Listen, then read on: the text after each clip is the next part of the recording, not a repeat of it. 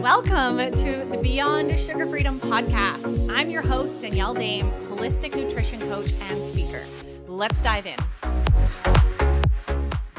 Hello, everyone. Welcome back to another episode with a very special guest and near and dear friend of mine. We have Siobhan Harris here with us today, diving into emotions, emotion code. What is this? And this is such perfect timing with the upcoming emotional eating boot camp.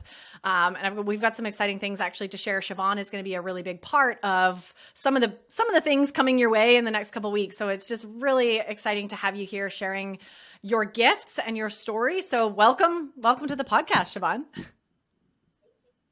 Thank you so much. So excited to talk with you today. Always love talking with you, and so excited to be part of your program coming up and being able to support you and your participants. So I'm super excited about that. Yes. Okay. That's a little teaser. We'll get into that in a minute, but I think let's get started for those who don't know you. Maybe share a little bit about who you are and your story. I know you've got quite the story with sugar specifically, and obviously how that's, really fed into this work that you're doing with Emotion Code now as well. Yeah, and that's how I got led to the Emotion Code work that I do now. It's all part of my recovery story. So I've been in recovery since January 2018 when I finally gave up all sugar and all flour. So it's been over 4 years now, which seems still like such a miracle. I just want to say that. It feels like I have gratitude for that still every single day, because I can still remember how that felt like that was never going to happen. So I am still so grateful when I think about, I cannot believe it's been in 4 years now and going. I never thought that would happen. So to back up, I think I'm a pretty typical sugar addict that a lot of you probably can relate to my story, where even as a really little kid, I used sugar and flour and junk food, at such an early age. So I remember as early as 4 or 5 years old, going downstairs before anyone else woke up in the morning, bringing a chair over to the counter, climbing up on the chair, opening the cupboards and getting to the cookie jar and eating as many cookies as I could before anyone else woke up. And it's really interesting because desserts weren't limited in my house at all. My mom grew up having dessert every single night. So we had dessert every single night. So it wasn't like I didn't have access to it every day.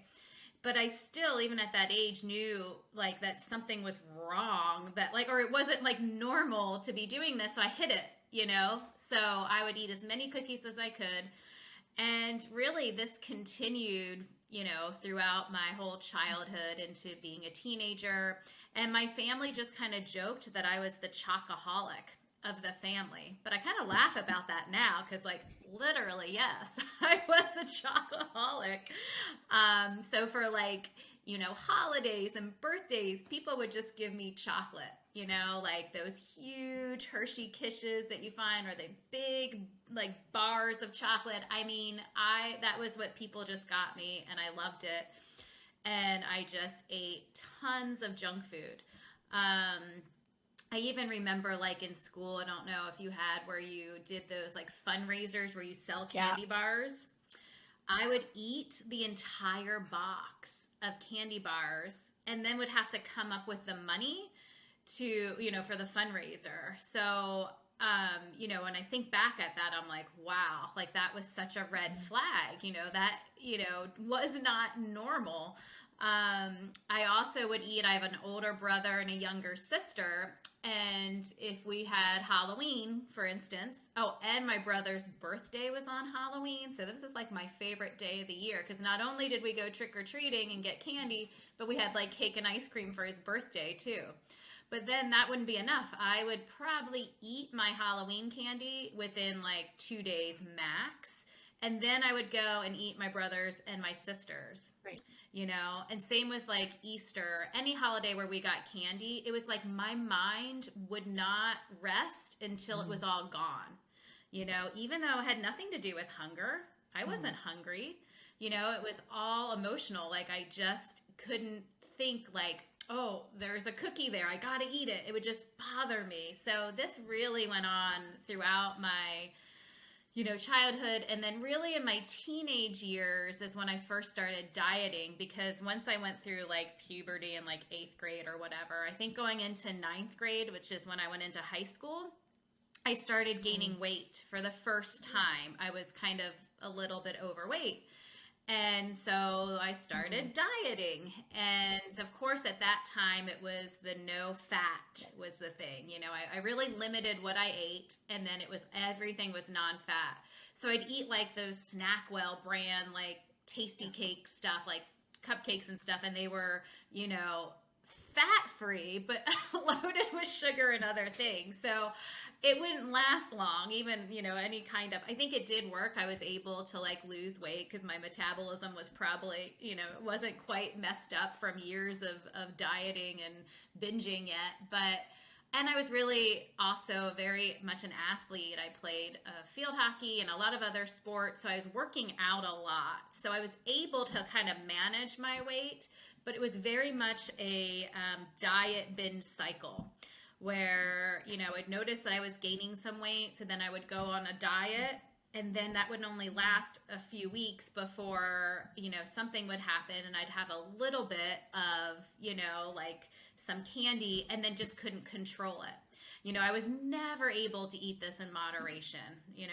That was just never the case. So this went on then just for years, and I just found like I would kind of lose weight, gain weight, and I probably was like fluctuating 20 to 30 pounds, just up and down, and just felt so terrible about myself. Like I think it was really around college that I started noticing, like once I started living with other people my age, once you're out of your family home and you're like having roommates, and I'm like, like they like to eat, like a cookie or, ice cream, but they don't seem to be as like compulsed as I am about it. Like I really started noticing that I was different, and really beat myself up for it. Of course, as many of us can relate to, just had so much guilt and shame around this. And I felt like I was succeeding in so many areas of my life. I was a good student, I was a good athlete, but I could not get this like eating thing under control. And it just was like this deep, dark secret of mine. As many of you can probably relate to, I did a lot of eating like privately. My mom said after I left for college and she would like cleaned out my room, she found so many candy wrappers that I had like, put all over the place trying to hide. And I even remember like in college, if I did eat something, like I might put it at the bottom of the trash can, just so other people didn't see. And just really these like really common behaviors of someone that's a sugar addict. And then of course, emotionally, I was using it for every emotion that I was feeling, whether it was celebrating something that was really good, or if it was trying to numb myself from not feeling something that was difficult to feel. Again, as most people, I didn't have these tools when I was growing up on how to deal with hard emotions, so I didn't know how to sit with things. I didn't like to feel uncomfortable at all. So if there was ever something that I was going through, that was my solution, my coping mechanism was food. And that, of course, provided that quick relief. But then I just felt terrible afterwards, and there were so many times that I would, and I should just say, I've tried everything, every diet known to man. Like I loved the beginning of like around, my New Year's resolution every year was to lose weight. And I'd buy all these books at the holidays, like this is going to be the book and diet that fixes me. Right? Like, and I've tried everything from Weight Watchers to Atkins to like the grapefruit diet to the juice diet, so many weird, terrible things. I experimented with like diet pills in like high school and college. I did, and then since I love exercise, I tried like every single exercise program. I did CrossFit for a long time and like Orange Theory, and all these really high intensity things, and nothing really clicked for me fully. But as I was going along, and now I can look back and see this, I was kind of collecting information here and there. Like, it was almost like this big puzzle that was coming together, but I just kind of had to have these experiences in order for it all to click. So, tried everything, even like hypnotherapy and all kinds of like alternative stuff too. Like just anything. I've always been game for trying stuff. So if something new came along, I was like, yep, gonna try that. But again, same thing. It might work for a little bit. I might even lose weight. But then I would fall off the wagon completely and would be like, so maybe I ate well for 2 months, and then it would be like 5-6 months of just binging constantly. So then I would gain all the weight back and then some, and then just deal with all of that shame and just feeling so miserable and uncomfortable in my own body. We've talked about this a lot, Danny, just feeling such a disconnect from myself, and not being able to trust myself and just feeling like separate from myself. And that was really, really hard. So I got into my 20s and was still struggling with this. I traveled a lot doing like event planning type stuff, and that can be really difficult with food because you're just around a lot of food, decadent food a lot of times, especially at the hotel. So this really just fed into that addiction, and it just kind of continued.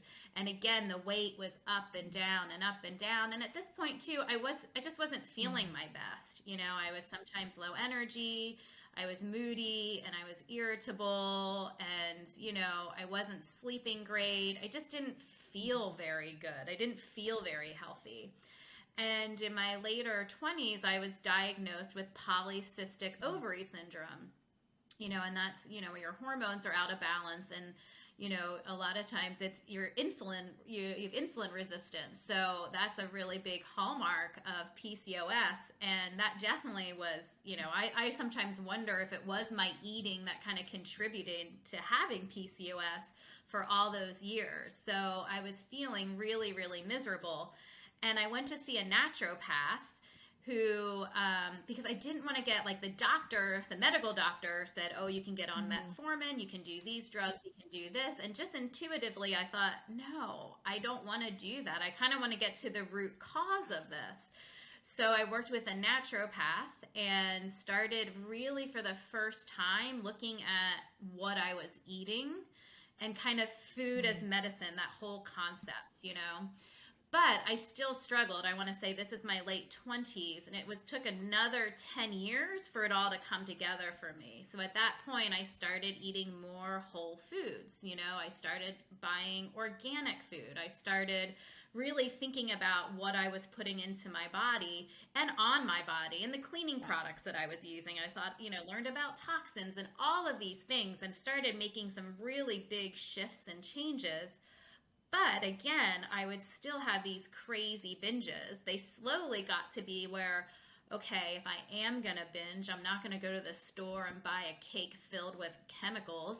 I'm going to make my own from scratch. So I always kind of say I kind of got a little higher quality, but still way out of control. And then, I got married. And I wanted to have kids, and it took a while with the PCOS. That was a whole journey. I had some losses. It was very emotional. And I soothed myself a lot with food and comforted myself with food during that time. And it was after having my daughter, who's now almost 7 years old, that I was probably at my highest as far as weight. I had, 2 pregnancies that they're only 19 months apart, so they're pretty close together. My body, I'm short, so I'm not very tall. I don't think my body had like a full time to recover between pregnancies. And I was just kind of just huge in my mind.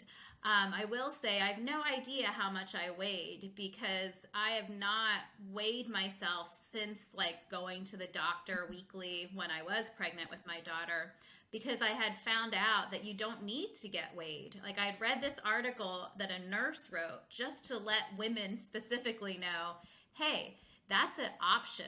Like, they just do your height and weight, but you can decline. You can say, no, And that was so empowering for me. Like I, again, was such a victim of the scale too. I was one of those people that weighed myself every day, not like, I'd wake up first thing in the morning, bare naked. I wasn't that person that weighed themselves multiple times during the day because I understood that you kind of fluctuated. But a lot of times I weighed myself every day. And if that even went up half a pound, I was like devastated.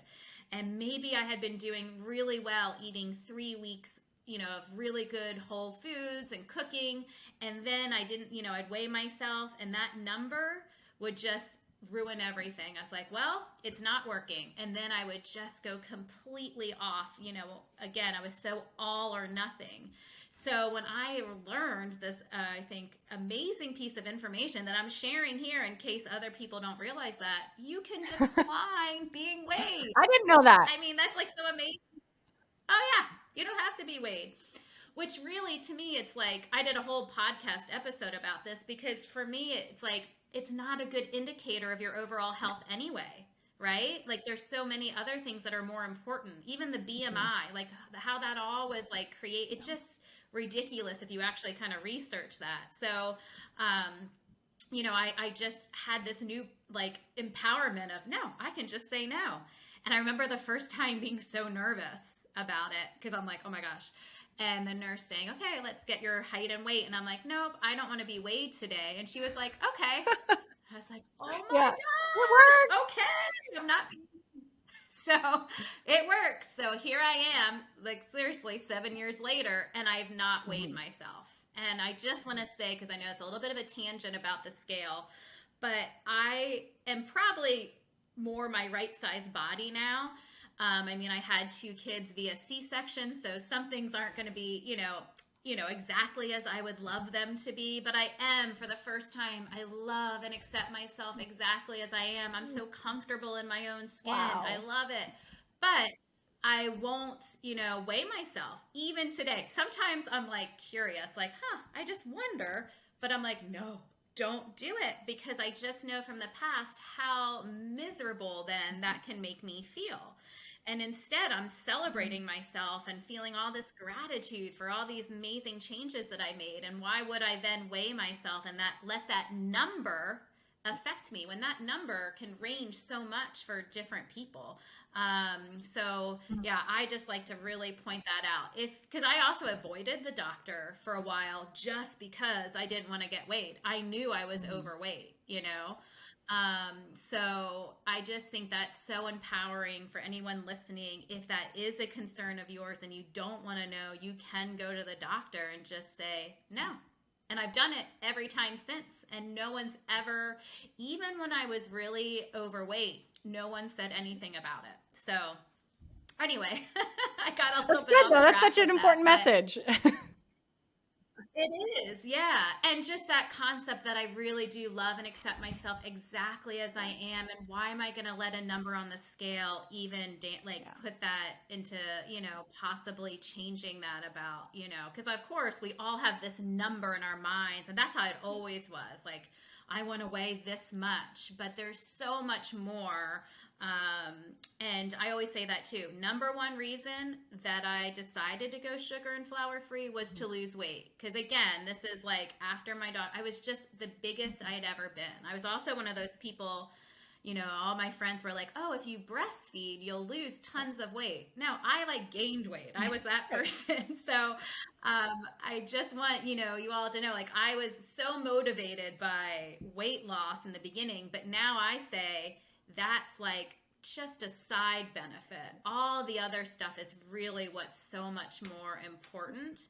But I get it because I was there. I was that person that was just fixated on, I just want to lose weight. I'm tired of being miserable in my body. So that's kind of where I got to. I was in my later 30s, and that's how I actually started. I went to IIN, the Institute for Integrative Nutrition, and became a certified health coach. And the reason I really did that was trying to find a way to help myself. And it was an amazing course, an amazing program, and they tackled things like emotional eating, but they really didn't get into sugar addiction. And so what I had kind of been doing those probably the last 5 years then was I had this idea that I had binge eating disorder. And I thought, oh, that's what this is. So I got a lot of help around binge eating disorder. I spent so much money. Like when I think back to how much money I've spent over the years on, trying to get this under control with like diet books and programs and exercise, and then all this counseling and therapy that I did around binge eating disorder. Because through IIN, they had this really good around eating disorders. They did that really well. So I thought, okay, I'm going to contact this speaker and do counseling. And I did that for a while. And, for people that don't know, what they say to do is eat in moderation. Like that's the solution for people that have binge eating disorder. And I think for some people that's truly is just binge eating disorder. Yeah, that works. But for people that there's a sugar addiction underlying it, that doesn't work, because for an addict, moderation never works, right? I mean, you can't tell an alcoholic, oh yeah, just drink like 1 drink a day, you'll be fine. I mean, it's just we want more and more and more. That 1 drink or that 1 cookie triggers us just to want more and more and more. So I was like really then thinking something was terribly wrong with me, because here I am trying to eat in moderation.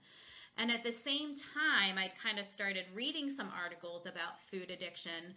But to be honest, I was like, nope. Like, because if I thought I had to give it up, I thought, no way, I don't want to give this up. I love it too much. Like, I can't give it up. I'd much rather eat it in moderation.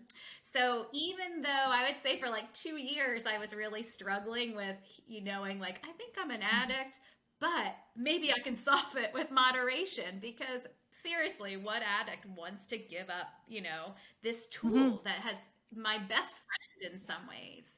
But I would say like my lowest point then, where I finally kind of hit rock bottom. I mean, I think I have a few, but one thing that I really look back at with some like shame is, so I graduated from IIN. I started seeing clients and helping all these clients eat healthy at the same time, still going through my binge diet, like still struggling with it myself.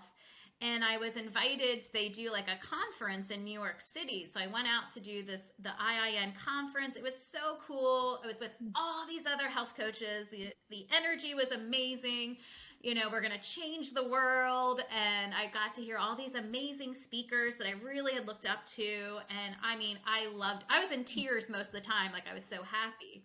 However, I was also in one of my binge periods. And like, I would try to explain to like people, it felt like a light switch. So if that switch was turned on, I was in pure binge mode. There was like nothing you could do to get me out of binge mode. Like, it would have to be like, then one day I'd wake up and the switch would be off. I have no idea why. And then that might be when I could try a diet or something else. But when that switch was on, forget about it. It was just nothing I could do. So here I am at this conference, and we all went to like Whole Foods for lunch. Just think of like a Whole Foods in the city with all these health coaches, just sending on the like salads, and I'm eating healthy, but then I'm like, oh my gosh, this is a full day, like an 8-hour day. I can't get through 8 hours without a hit. I mean, it was such like a drug. It's so fun. I'm like, oh my gosh, I can't. So I remember ordering like a cannoli or something and feeling so ashamed, and then feeling like I had to justify it to everyone. Like, oh, I'm on my period, so I always allow myself this one treat when I'm on my period. Like, just made this whole thing out of it. And it just felt like such a low moment for me, because again, I'm here surrounded by all these people. And then as soon as the day would be over, I would stop at like a Dwayne Reed, their like pharmacy there, and just get like a bag of M&Ms or something, and just seriously be like pouring it into my mouth, because it was like I need it, like really like shaking, needing it. And so at night, my husband came with me, and we would go to shows and stuff at night, and I would just be eating my face off at night. So it was just like realized, oh my gosh, like what is wrong with me? So this was really kind of, and that's what spurred you then right into your year your year sugar free or to getting started, which I think is so exciting. And Yes. I'm really excited to start diving into like this emotional piece too, and talking more about like how that kind of started showing up for you in that. So I don't know if you want to share that part of the journey. Yeah. So, yeah, basically to end my story, after hitting rock bottom, I had read this article and it was like that final piece of the puzzle. So I tell people that sometimes they're like, oh, this has taken me forever. Well, you sometimes need to go through those experiences to find whatever clicks for you. And so for me, I had read this article about, it was a former drug addict, and he talked, and I actually interviewed him on my podcast then because I'm like, you really like changed my life. But it was nothing new, right? It was just that if you're an addict, and if you're a sugar addict, you have to give up all sugar and all flour. Abstain 100%. You can't moderate. Like addicts cannot moderate. And he also put in the concept like you need to do it for more than like 30 days. Because a lot of times I would do like a 10-day, 30-day, and I still felt miserable. I didn't really feel that great.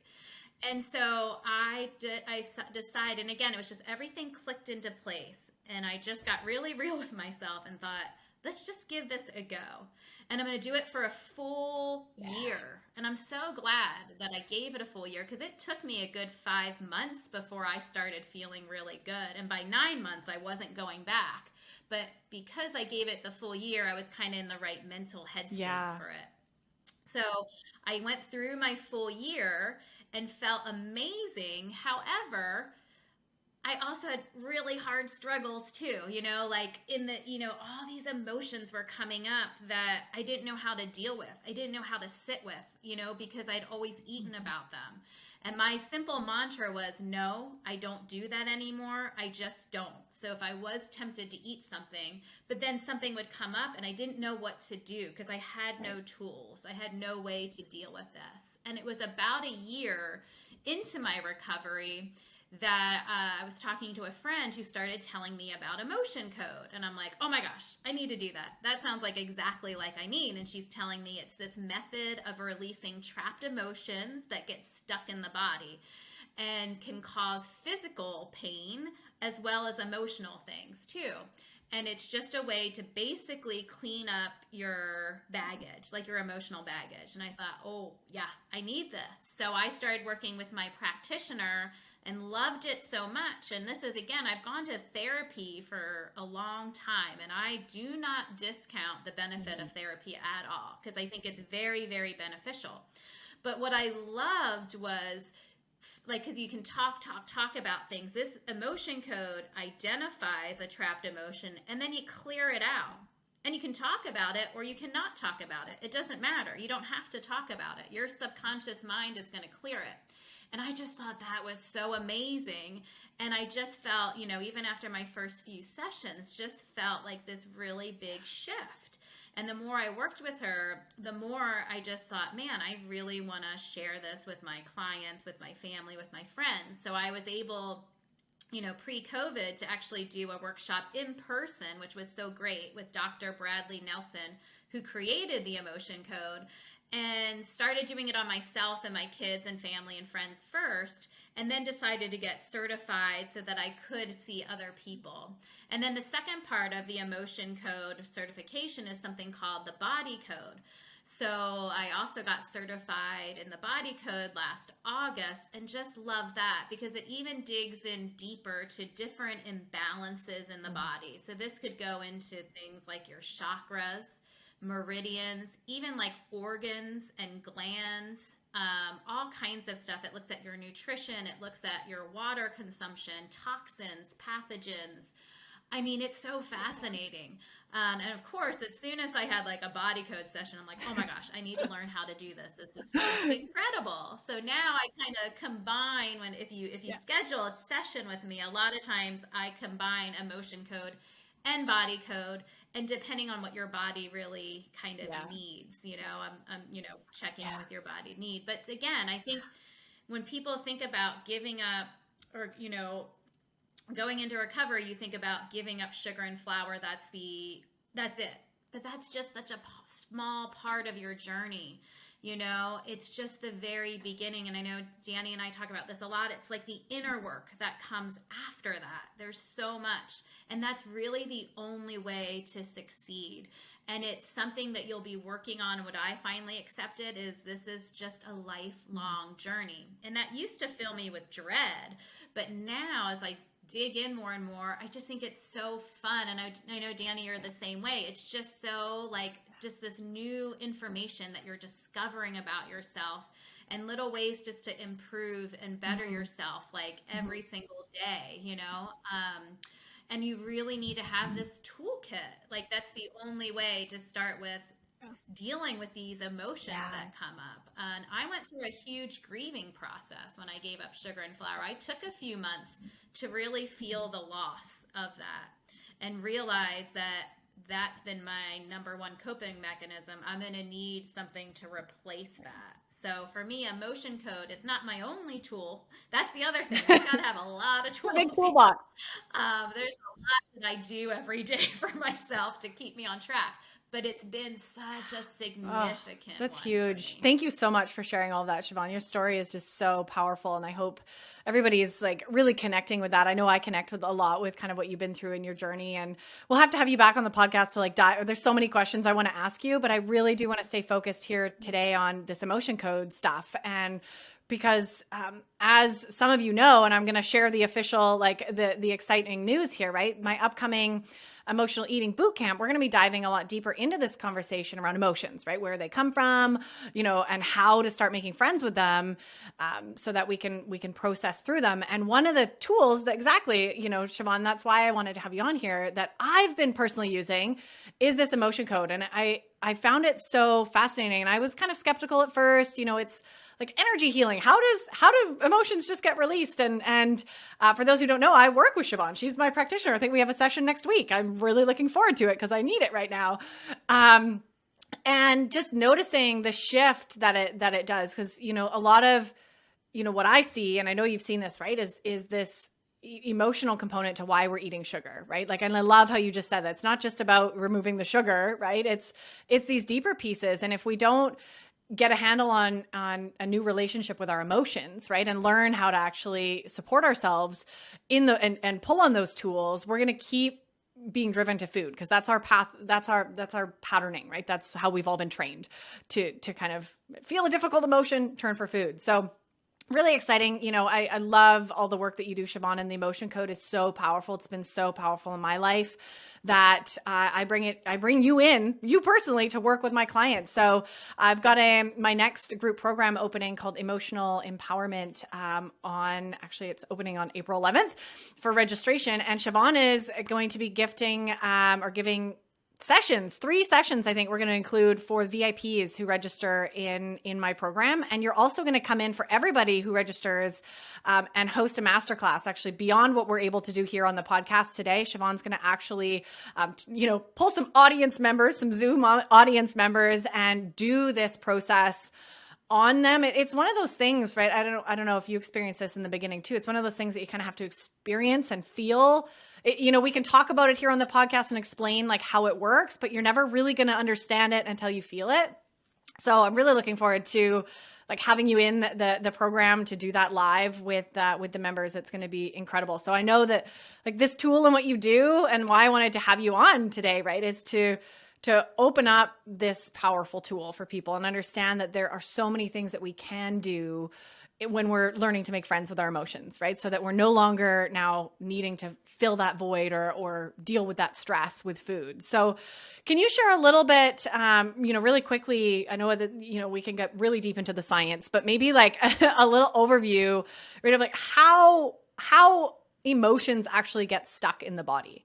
How is this, because this is kind of, when I understood this, it was just life-changing, right? Those emotions are just energy. And when they get stuck, how is that happening? And, why is that so important to release, right? That baggage, you talked about emotional baggage, what's going on there that people need to be aware of? First, I just have to say how I love you talking about making friends with your emotions. Yes! I just want to take a time out because BFFs. our listeners are like, what? Yeah. Got to be BFFs with your emotions. So I love that. And part of it is just getting some emotional language. This is what I love about the emotion code too. It's a chart of 60 different emotions. And so sometimes we're like, I feel happy and sad. Like people don't realize the range of emotions that there are. So this is a really good way to just help identify different emotions, not just like the big ones you think of all the time. Because I use this with my kids who again are like 6 and 8. And it's amazing because it might be something like discouragement comes up. And I'll be like, well, here's an example when I feel discouraged. And they're like, oh, yeah, today at school I felt discouraged because blah, blah, blah. So it's just such a nice conversation to have because, again, I don't think we even realize all the different range of emotions that we can be feeling. Because, again, most of us as kids were told just to stuff these down.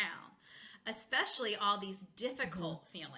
I feel like anger is one of those ones, especially that people are just uncomfortable with feeling and witnessing in other people. But it's so natural. So if you're told to shut it down all the time, of course it's going to get trapped somewhere, right? And it is that they're just all energies. Emotion is just like energy in motion, emotion.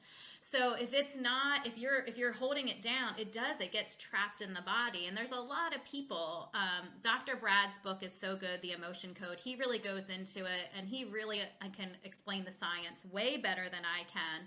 His website too is discoverhealing.com. There's really good videos on there if you really kind of want to get into, because it's actually like quantum physics at work, right? I'm just a normal person. It's way above here, but I just know how it feels that it works. But it also makes sense to me that if these emotions have nowhere to go, of course they're going to get trapped inside, your body. And then that can lead to, like, if it's trapped and stuck, it can lead, of course, to like, gosh, I really have this shoulder pain. You probably have some emotions trapped there. It can also lead to a lot of disconnect and show up with even feeling of lack of abundance, or lack of connection with other people. One of the things that, comes up a lot for people is a heart wall. And that's when you go through some kind of traumatic event that your body, your subconscious is basically trying to protect you from completely falling apart. So it makes this wall of emotions around your heart just to keep you going. And in the time, you need that. But as time goes on, that's just such a disconnect from your heart. And your heart is such a huge source of, love, inspiration, connection, all the things. And if you don't have full access to that, you can't really live this full life. So what I love about Emotion Code and Body Code, it's all about finding imbalances in the body to bring your body back into balance. The body can heal itself, because that's the other thing. Our bodies are freaking amazing, right? And if just given half the chance, they're going to heal themselves. But we can't do that if you're feeding, a bunch of crap and you're under a lot of stress and you're holding all these emotions in. So this is ways to just kind of help your body get back into balance and do its magic, right? And the other thing that I like to say to people with this kind of work is I kind of thought, I was definitely one of these people. Oh, once I get to be a certain weight, all my problems will be solved. Once, if I was not an addict anymore, everything's going to be rosy and perfect. Well, it's not, because life happens. And so unfortunately, even though, I'm sugar and flour free, I still have a lot of struggles in my life. I still have a lot of stress. But now I have these tools that I just deal with them so much better. I rebound so much quicker, and I don't just eat about everything. I have these other tools that I can use. And like Danny says, you have to really make friends with your emotions, even the uncomfortable ones. And when you're able to do that, it's just so much healing there. And I think the Emotion Code is a really good way to get in touch with a lot of those emotions, and even being able to identify, again, that there's like 60 different emotions, or how many, probably even more than that. Because most of us on any given day, it's like, oh yeah, maybe happy, angry, sad. Right. But there's so many more. Newsflash, there's more. So I hope that kind of answers that. And, there's a lot of people, in Western medicine especially, that will say all disease, all cancer, all of that has some kind of emotional component at the bottom of it. And like a really good example of this is Dr. Brad, who created the emotion code. He's a chiropractor. He's now retired, but when he was seeing his patients, he said, I'd get like 85% of them well with your normal chiropractic care. But it was really bothering him that it wasn't 100%. Like what was the disconnect? And that's when he really started like learning about energy and emotions and all this stuff. And that's why he created the emotion code, because he wanted to help his clients. And once he was able to incorporate emotion code in his sessions, it was like 100% for him or whatever, of people getting better, because it was also addressing the underlying emotional issues that were stuck and therefore, of course, are going to cause, pain, because they're looking out that's like, hey, pay attention to me.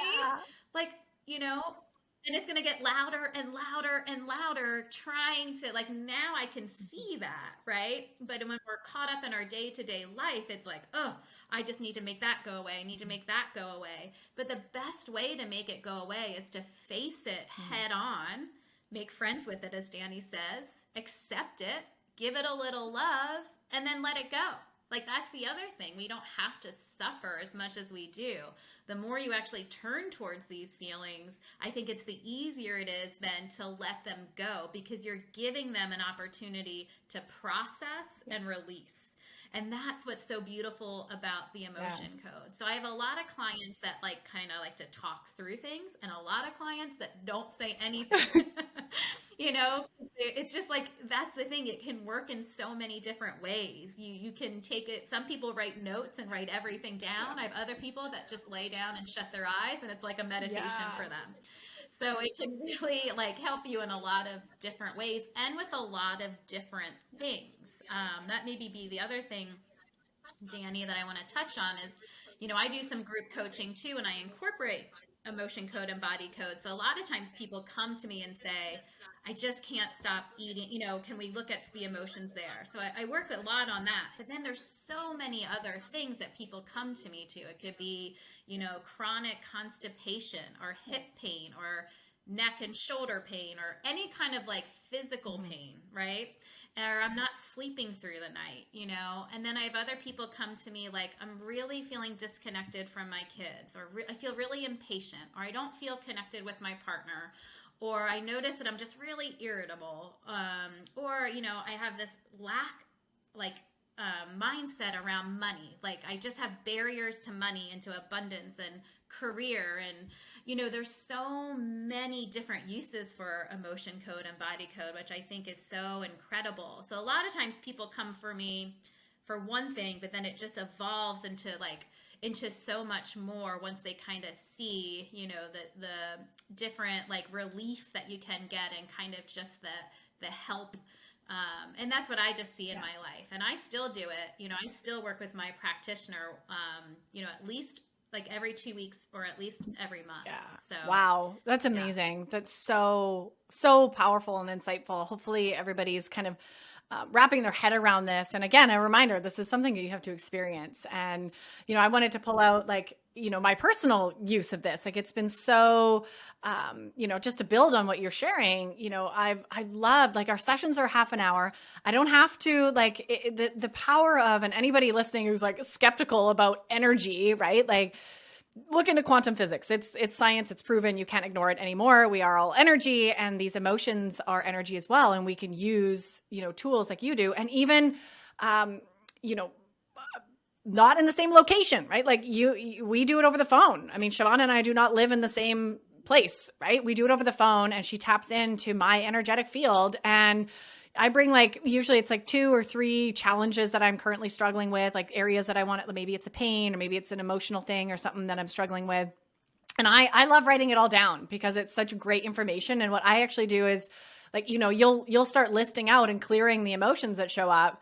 And then I go and have a session with my therapist, and we tie it all back into childhood or the traumas that I'm, like repatterning and healing. And it's been such a powerful tool just to have that information and insight into different periods of time in my life. And you even identify like the rough age that emotion showed up and got trapped. So really, really powerful things. And I know our last session, Siobhan, we actually even went into some ancestral trauma that I've just realized is going on for me, and going into like past people in my lineage, like energetically, we're still all connected, and clearing some of that out. And I just remember, after all of our sessions, I just feel so much lighter. I feel so much like I can feel the shift. And I know that you get that a lot, with people and clearing this out. And I'm really grateful that you mentioned too. I mean, that was the big moment for me when I decided I need to make friends with my emotions, was really understanding that feeling exactly like you said, feeling and like allowing emotions to flow through you, right? Like actually going into the emotion instead of avoiding the emotion is mandatory for long-term health. And I remember reading years ago, I can't even remember, it was in a book, and people starting to do the science and research on how when we live a life where we keep everything in, right? We don't express our anger. We don't cry. We don't tell anybody we're upset, right? We just keep our mouth shut, which most of us have been trained to do because it wasn't safe. Wasn't safe in our childhoods growing up, right? And just now we're starting to realize the importance of it. And those trapped emotions, like you would imagine not having a liver, right? And all the toxins that you absorb throughout the day don't get processed out of you, right? They're just stuck in your adipose tissue. They're stuck in your body. They're stuck in all the places. And, really started to understand that leads to disease. Like this is such a, like you mentioned, right? Like this is scientifically now proven when we don't actually allow our expression of emotions, it gathers like toxins in our cells and leads to disease. And I remember just like learning that, and it made so much sense. And my mind just blew open, and I was like, I need to do something about this. And, ever since then, I've seen such examples as well. I actually have a couple close friends of mine who, were eating healthy, were exercising, trying to lose weight, really not knowing what was going on, doing all the right things. And it wasn't until they started healing some emotional trauma and releasing that from their body, doing different energy healing, that all of a sudden the weight fell off. All of a sudden their body was back in balance. And it was like, there is this like very real energetic, like clinging on, and toxic overload that so many people are dealing with, which is why I know I have to have you in to gift this, this work for anyone, in my upcoming program, or anyone as well. I mean, feel free to obviously reach out to Siobhan. This is such important work, and it's just been so powerful for me. And I look forward to our sessions knowing like, because there's always stuff going on. I've got a lot of stuff coming up. Well, it's such a beautiful example of what you do, where you write it down and then talk with it with your therapist. I think it's such a good modality that goes well with other modalities, as like, even I have people that love Reiki too, and people that do other types of like alternative stuff, and it just works really well in conjunction with a lot of different other therapies, and I'm really excited to do the master class with your group, because then we can do a little example, because like you said, it's really hard until you just do a session. Like you just kind of have to do a session. So we can kind of do these little mini sessions over Zoom. So I love when I'm invited to do that with groups, because then people get a little of idea of what to expect. And then just kind of see how it works. And as you mentioned, sometimes it's ancestral stuff that comes up, or even things that we've inherited. So in any given session, most of the time it's just what they call a common trapped emotion, which is your own trapped emotion. And as Danny mentioned, if it's not something that you're feeling currently, I can actually muscle test to find out what age it was trapped from approximately. So that's really powerful too, because it might be like, age 16, frustration. Like, what could that be? And even if you can't place it, it's still going to clear. But I notice if I write things down and look at it like a few days later, I'm like, oh, yeah, totally forgot about that. And it's just like an extra level of clearing then. So there's that common trapped emotion, but there's also absorbed emotions. And for someone like me, I'm a big empath. I absorb a lot from other people. So this happens to me a lot, where it might be just around someone that's feeling something really strongly and it gets trapped, again, because it's just energy. So when you release something that you've absorbed from someone else, it releases from them too. So I love that. It's like the emotion code that keeps on giving. And then inherited emotions are the same way. So, say we're working on Danny and she inherited, frustration. We would muscle test, is that from her mom or from her dad? If it's from her dad, okay, did he inherit it? Yes. Oh, from his mom or his dad. And we can actually go down and say, oh, that goes back 7 generations. And then we release it, and it releases from Danny and all those generations forward and backwards. If you have kids, it will release from your kids, nieces, nephews, whatever. It releases siblings from everyone else in the family line that inherited it. So I think that is so, so beautiful. And I do work with a couple families, like where it's like a sister and a brother. And I love it because when we do the inherited stuff, I know it's like a really big family healing too. And I've had a client recently, this is like a really good example too. She was working on some stuff, like relationship with her husband, and she had absorbed a lot of emotions from her husband. So we were clearing them out, and of course then it released from her husband. Well, the next time I talked to her, like a few weeks later, she was like, oh my gosh, Siobhan, he's like a new person. Like just by clearing those absorbed things, we really he had all this stuff that he'd been kind of holding back on. He was just full throttled and really engaged again, and their connection was really good. And she's like, it was like night and day. So I just love those when I hear these amazing stories like that of how much we can even help other people, around us by clearing some of our stuff. It just is this really beautiful way, I feel like, to help the world. Yeah, the ripple effect. It reminds me too, and I'm sure you've seen this with clients, and when you get off sugar, right? Like when you get healthy, when you the ripple effect there. I love working, getting that feedback when I work with women. They're like, oh, my husband's now eating better and feeling great, right? You're like, oh, the ripple effect, it's real. So it works the same with all of this, Totally. that is such a great reminder. Any of this healing and work that we do for ourselves, whether it's, getting off sugar, releasing emotions, anything else, does affect how we show up, and it affects the people in our direct vicinity, right? And it does change the world. I sound that sounds kind of sappy, but it's so true. Energetically speaking, we can show up more authentic, more in ourselves, more high vibration, and that obviously is going to affect the people around us and impact their life for the better as well. So, Especially our kids. yeah. I just want to interject that, so many of us, me included, weren't giving these tools as a kid. So I'm trying to figure it out now as an adult.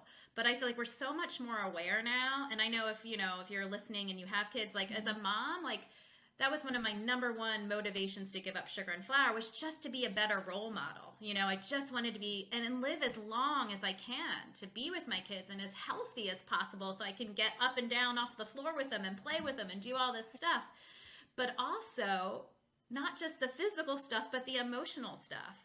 A lot of people, with parenting, it's you might think you have your stuff pretty oh, I've worked on me, I'm good. And then you have your kids, and then you realize they push every button that you have that you thought you've solved. It's oh my gosh. My kids, when they fight, I am so triggered, because that was my brother and I fought, and I didn't feel safe a lot. And it just comes up every time they fight, I go right back there. And now that I have worked on my own emotional stuff, and I know I can take a pause, and I can before I react, and I'm more in touch with my emotions, and I am just able to be such a better mom and lead by that example. Right. Or even when I'm getting really frustrated, I'll be like, I might need to do an emotion code session on myself. And so I say this stuff out loud so the kids can hear. And it was a few months ago, my daughter was having a complete meltdown about, who knows what. And I remember being well, what would help you? Is there any tools that would help you right now? Breathing? And she's like, Mommy, I think I really need some emotion code. And she just said that on her own. And I was like, oh, I love it. Because it did just show that she, even my kids at their age can feel, the benefits of it. Plus they just like going, they just like doing it. And it's nice, like one-on-one time that we're having. And again, just giving them some language around these emotions. So I just think it's such a great thing to invest in yourself, especially like this workshop that you're doing, Danny. I just love, love, love that you're doing it and really focusing, because so many people skim over that. And you know why?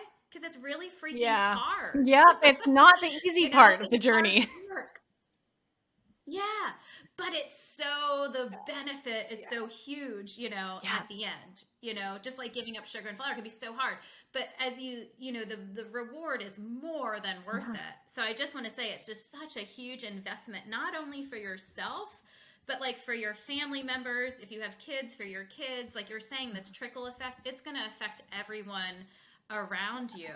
So I really, really just implore people to really invest in themselves, especially as women. I know like a lot of times we put ourselves last on the list. We're so busy of taking care of everyone else, we're not taking care of ourselves. But I've been listening to so many podcasts and reading books, parenting books recently, really trying to be the best mom I can be. And it all goes back to, as a mom, you have to feel loved and supported and take care of yourself first. And that really makes your kids more resilient. You need to kind of model that. And that's really the best thing for them. But it's so hard for a lot of us to really kind of accept. So just know you guys are all worth the investment and just doing this for yourselves. Because the payback and the benefits are just so huge. I mean, I'm sure you find that, Danny, all the time. Yeah, all the time. And such a beautiful message as we wrap things up, Siobhan. Thank you so much for sharing your wisdom with us today. That such a beautiful reminder at the end there, and everything, I hope everybody listening really got a lot out of that, and that you're curious about Emotion Code. Definitely reach out to Siobhan, book some sessions if you want to try this out for yourself. I cannot recommend this enough. Definitely go and connect with Siobhan. And obviously, if you haven't already, get registered for the upcoming Emotional Eating Bootcamp, and stay tuned for more info, if you want to be a part of the next emotional empowerment program that's kicking off soon. So, and Siobhan's going to be there. We'll be doing more of this actual work, not just talking about it, actually doing it in the program. So Siobhan, where can people come and find you, your website, and check out more about you online? Yeah, so my website is unsweetenedsio.com. I have a podcast as well, which is Unsweetened Sio. Danny's been on it. Some great talks that we've had. And I'm on, social media, Instagram mostly. But yeah, the website has everything. So go to unsweetenedsio.com and can book an appointment there. Would love to hear from you. Amazing. Absolutely. Everybody do it. Go over there now, do it. Get registered for the boot camp as well. Between Siobhan and I, we're going to look after you emotionally over the next couple months. So, this is your time, and just everything that Siobhan just shared. I mean, you are so worth doing this work in whatever capacity you can right now. It doesn't have to be a huge investment. It doesn't have to be, just come and join the free boot camp, right? Like, it doesn't have to be, this big thing, but just the time and energy that you're going to put in and commitment to doing this for yourself is just so ultimate act of self-love, if you ask me. Like, this is it, right? This is your chance. So thank you again, Siobhan, for being here. This has been incredible. I'm so excited to have you back. We obviously have so much more to dive into. I know today was very specific around Emotion Code, but we'll have you back. We'll have you back to dive in more to your story and all the pieces that you've been through on your sugar recovery. So yeah, thanks again for being here. And thank you everyone for tuning in to another episode. We'll see you on the next one. Thank you for tuning in to another episode. If you're loving what we talked about today, please remember to subscribe, leave a review, and share this episode with someone you love. And if you're ready to dive deeper into discovering your root causes and patterns that are keeping you hooked on sugar, be sure to check out our brand new free workshop series that will help you kick emotional eating for good. Find the link to download this free series and other amazing resources in the show notes below.